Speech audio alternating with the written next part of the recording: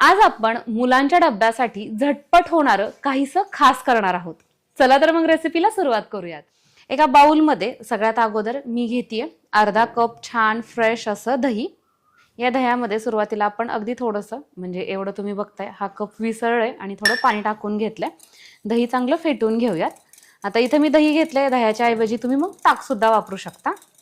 चांगलं स्मूथ आपण हे दही करून घेतलेलं आहे.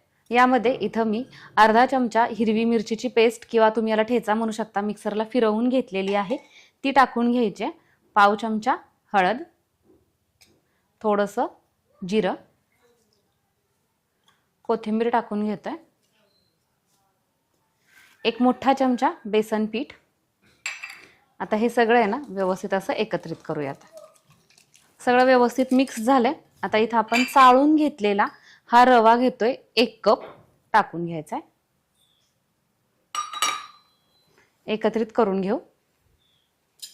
कन्सिस्टन्सी ऍडजस्ट करण्यासाठी पाणी टाकून घ्यायचंय.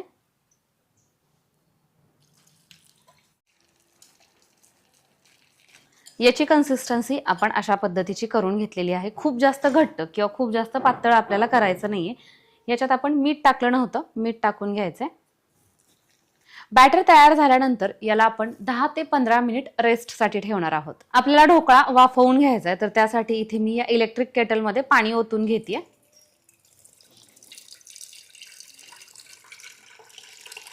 केटल ऑन करतोय. पाण्याला उकळी येऊ द्यायची. 15 मिनिट रेस्ट करून झालेले, पाण्याला उकळी आलेली आहे. आता याच्यामध्ये आपण काय करत आहोत, इनो टाकून घेतोय. इनो सगळ्यात शेवटी, म्हणजे कधी ज्या वेळेस भांड्यामधल्या पाण्याला उकळी येते ना, त्यावेळेस आपल्याला इनो टाकायचा असतो. इनो टाकल्यानंतर याच्यावरती थोडंसं पाणी टाकायचं, म्हणजे इनो व्यवस्थित असा ऍक्टिव्ह होतो. मिक्स करून घ्यायचंय. इनो टाकल्यानंतर आहे ना, हे बॅटर आपल्याला एकाच डायरेक्शननी फिरवायचं असतं. म्हणजे काय होतं, आतमध्ये चांगली हवा निर्माण होते आणि आपला ढोकळा छान मस्त स्पॉन्जी होतो. तसं तर मला एखादा ट्रे पण घेता आला असता, पण मला आहे ना आज वाटीमध्ये हे उकडून घ्यायचंय, तर त्याच्यामुळे इथं मी 2 वाट्यांना तेल लावून घेतलेलं आहे. यामध्ये बॅटर टाकून घेऊयात. खूप जास्त बॅटर आपल्याला टाकायचं नाहीये, कारण की ढोकळा फुगून वरती येणार आहे. आता काय करायचं, याला असं असं हलवायचं, थोडंसं हलकं असं टॅप करायचं. तर इथं केटलमध्ये ना खालच्या साईडला ठेवण्यासाठी अशा पद्धतीचं स्टँड आहे. तर या स्टँडवरती 1 वाटी आपण ठेवलेली आहे आणि वरती आपण स्टीमर ठेवतोय आणि या स्टीमरमध्ये ही दुसरी वाटी झाकून ठेव. 10 मिनिट तरी आपल्याला लागलेले आहेत आणि तुम्ही बघताय वरण असं क्रॅक झालेलं आहे, म्हणजेच आपला ढोकळा आतमध्ये पर्यंत वाफलला गेलेला आहे. बंद करूया. तुम्हाला सुद्धा जर अगारोची ही इलेक्ट्रिक केटल विथ स्टीमर हवा असेल तर याची लिंक डिस्क्रिप्शन बॉक्समध्ये आहे, चेक करू शकता. आता आपल्याला या दोन्हीही वाट्या पूर्णपणे थंड करून घ्यायच्यात.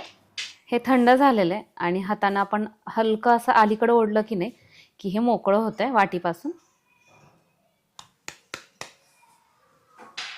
हे बघा, मस्त दिसतोय ना जाळीदार आपला हा वाटी ढोकळा.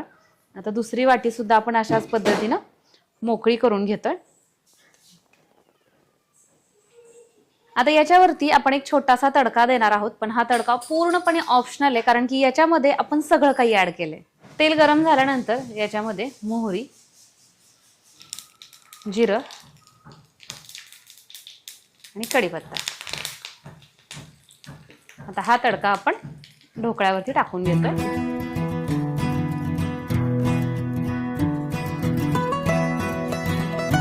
तर इथं बघा, मुलांना डब्यामध्ये देण्यासाठी अगदी परफेक्ट अशी रेसिपी आहे.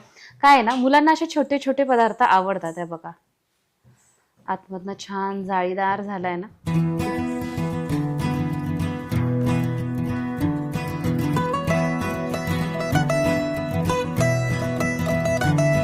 अफलातून असा आपला हा वाटी ढोकळा होतो.